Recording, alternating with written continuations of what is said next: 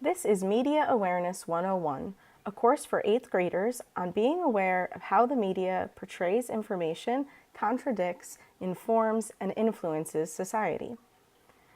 On this page, students can access the Media Awareness 101 course syllabus that will allow them to get an overview of what they'll be studying this year.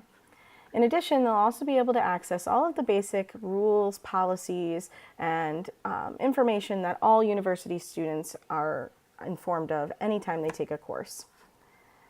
When students click on announcements, you can see that there will be announcements from each module, reminders for a Google Hangout session, and other ways of communicating critical information with students. In the actual live course, test reminders, Google Hangout reminders, and those sorts of announcements will be timed appropriately to appear and disappear as needed. When we go into the module section, Module 1 is called Introduction to the Media. This module shows an overview, outcomes, instructional objectives. 8th graders, that will be the audience for this course, are very familiar with recording daily instructional objectives, so it was decided that this information would not only be included in the syllabus, but also within each module. The Complete the Following section shows students exactly what they'll need to do in this module in order to be successful, and each module has a lecture video embedded for easy viewing.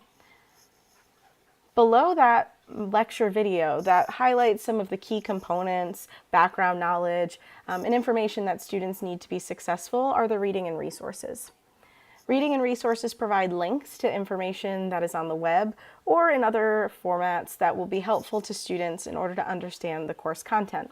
These readings are required and they're made sure to be appropriate in copyright and appropriate for the age level. There is also a video clip from an original TV footage of the Hindenburg disaster, and this will allow students to see in real, dramatic multimedia just what this form of media, television, can really do to a society during a disaster or during a major event in history. Each module also has concept checks, and these will be simple multiple choice questions that provide instant feedback to students. They're also allowing for multiple attempts, which allows students to kind of self-check, self-evaluate, reteach, relearn, reread, and then retake this check in order to see if they've grown and understood the concept that they were missing before. The Module 1 discussion is a way for students to engage collaboratively upon a task. So each module in this course has a goal and a prompt, and it requires some critical thinking. It has an aspect of free choice to cater to our audience, and it also allows students to respond in different ways. So while they could type their response in text, the rubric for the discussion also allows students to submit a video response or another method that they feel is a more appropriate way to explain their learning and their response to the prompt at hand within each module.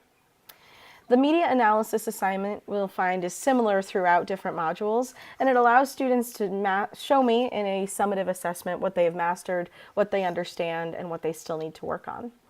The Looking Ahead section gives students an understanding of how their learning from this module will carry over, continue, and build into the next. So each module in the course has those elements.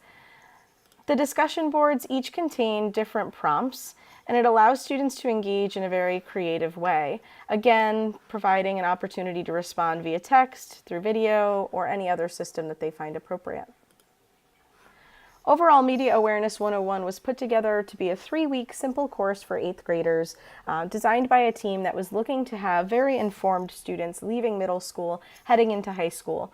While we focus a lot on the content and characteristics of reliable and dependable media, we also allow students to build those underlying technical skills of navigating an online course that is pretty simple and easy to use, accessing material through different types of multimedia, and participating in an online environment, which will be helpful for when they get to the high school level and they have the option to take their classes in virtual high school using online methods only.